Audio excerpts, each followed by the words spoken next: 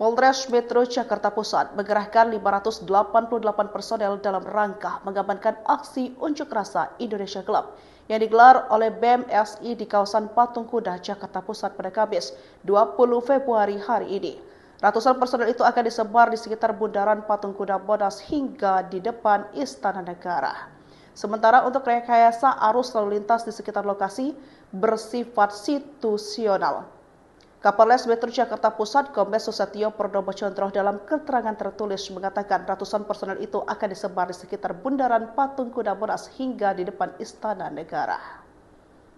Lebih lanjut, ia menghimbau masyarakat menjaga ketertiban saat pelantikan kepala daerah di Istana Negara tersebut. Ia meminta masyarakat menghormati agenda kenegaraan tersebut, mengingat kepada seluruh personel yang terlibat pengamanan untuk selalu bertindak persuasif.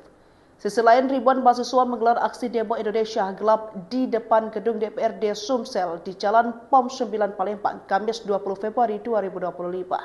Demo ini merupakan aksi serentak para mahasiswa yang menggaungkan Indonesia Gelap. Tuntutan aksi dari Aliansi BEM SI terdapat 13 poin bertajuk Indonesia Gelap, di antaranya cabut instruksi Presiden nomor 1 tahun 2025 tentang efisiensi anggaran kementerian atau lembaga dan pemerintah daerah hingga evaluasi total program makan bergizi gratis.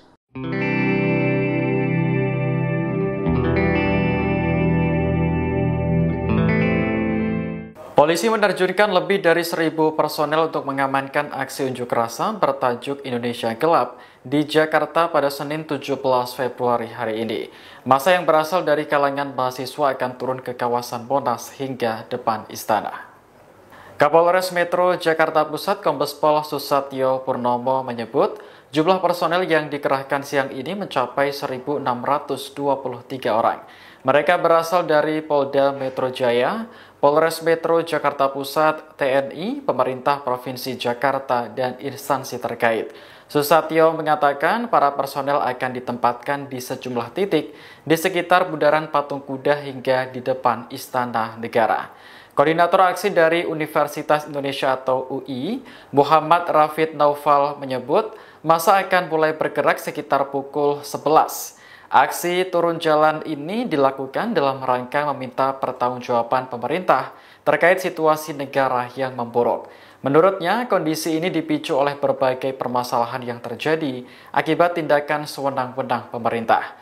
Nantinya ada 5 tuntutan yang akan disuarakan oleh para mahasiswa, mulai dari desakan untuk mencabut Inpres terkait efisiensi anggaran hingga evaluasi total program makan bergizi gratis. Mana kebijakan, bagaimana hal yang harus dievaluasi dari segi program yang akan disampaikan tadi. Mungkin sekian dapat saya sampaikan. Hidup Pak Jokowi, hidup rakyat Indonesia.